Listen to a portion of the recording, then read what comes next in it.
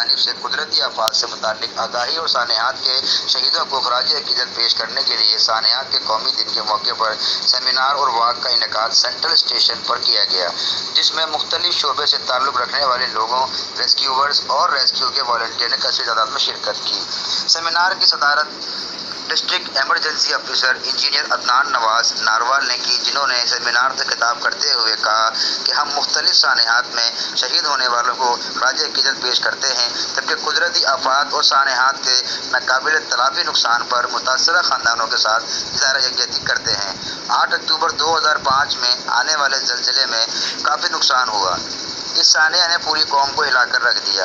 आज अल्लाह के फजल से director general doctor Rizwan Naseer 17 Imtiaz के ज़ेर साया रेस्क्यू 1112 को बेहतरीन सर्विसेज फराहम कर रहे हैं।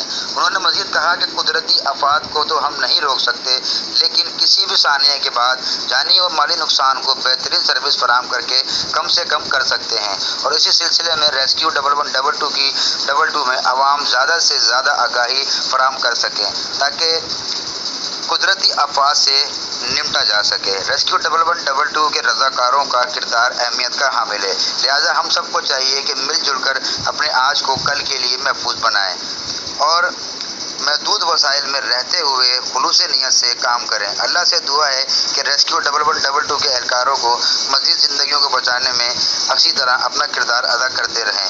इसके बाद 8 अक्टूबर के शोहदा के लिए खुसूसी दुआ भी की गई। कैमरामैन नईम अख्तर के साथ खबर राजपूत, सलामती न्यूज़, नारोवाल।